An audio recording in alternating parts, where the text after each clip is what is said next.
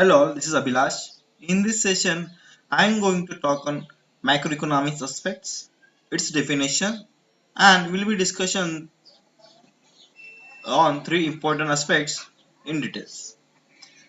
And we will learn why important to learn macroeconomics aspects. So let's start from the basics. When the price of product you want to buy goes up, it affects you. But why does the price go up? Is demand greater than supply? Does the cost go up because of the raw material needed to make it? Or is it a war in an unknown country that affects the price? To answer these questions, we need to turn to macroeconomics. And in these sessions, we will see the difference between macroeconomics and microeconomics as well. Okay, so here we'll start from macroeconomics, the definition. The macroeconomics is the study of the behavior of the economy as a whole. This is different from economics, which concentrate more on individuals and how they make economics decisions. While microeconomics looks at single factors that affect individual decisions, macroeconomics studies general economic factors.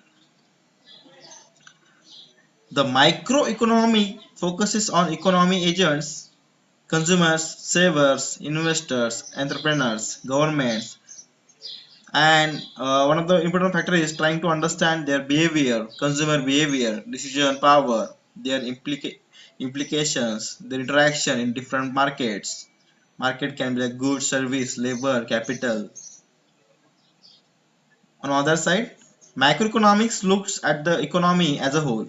It focuses on the major aggregates, that is saving, consumption, growth, inflation, unemployment, and the determination of their evolution and the interaction between the different aggregates. So far so good.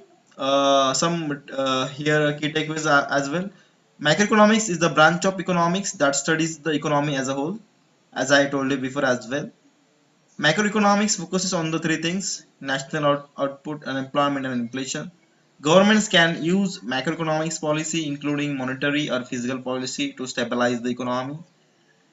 Central banks are a monetary policy to increase and decrease the money supply and use fiscal policy to adjust government spending. Microeconomics try to forecast economic conditions to help consumers, firms, governments make better decisions. Consumers want to know how easy it will be to find work, how much it will cost to buy goods and service in the market, or how much it may cost to borrow money.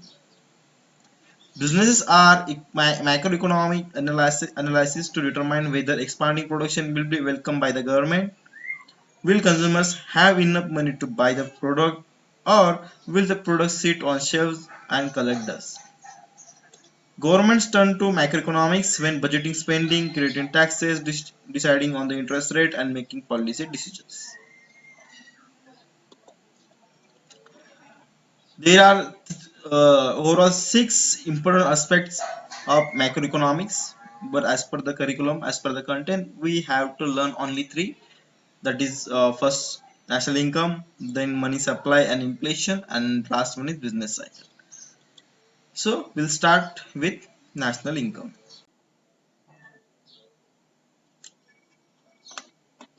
So national income means that the value of goods and services produced by a country during a financial year. Understanding how national income is created is the starting point of macroeconomics. The simplest way to think about national income is to consider that what happens when one product is manufactured and sold. Typically, goods are produced in a number of stages where raw materials are converted by firms at one stage, then sold to firms at the next stage. Value is added at each and intermediate stage.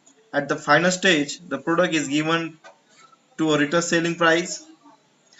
The retail price reflects the value added in terms of all resources used in all the previous stages of productions.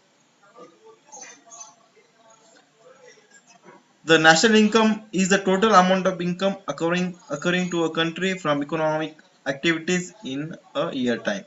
It includes payment made to all resources either in form of wages, interest, rent, and profits.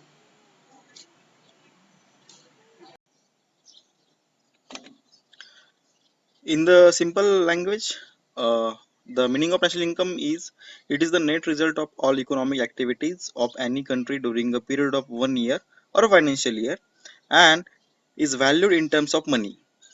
National income is an uncertain term and is often used interchangeably with the national dividend, national output, and national expenditure.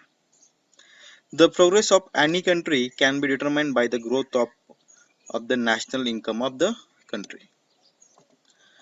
So we have a two modern concept of national income. One is GDP and second one is GNP. So what is GDP? GDP is stands for gross domestic product. The total value of goods produced and service rendered within a country during a year is its gross domestic product. Further, GDP is calculated at market price and is defined as a GDP at market prices. Different constitutions of GDP are wages and salaries, rent, interest, undistributed properties, mixed income, direct taxes, dividend, and depreciation. Gross national product. This is the modern concept of national income. For calculation of GNP, we need to collect and access the data from all productive activities such as agriculture produce, wood, minerals, commodities, and the contribution to production by transport, communication, insurance companies, profession such as lawyers, doctors, teachers at the market prices. It also includes net income arising in the country from abroad.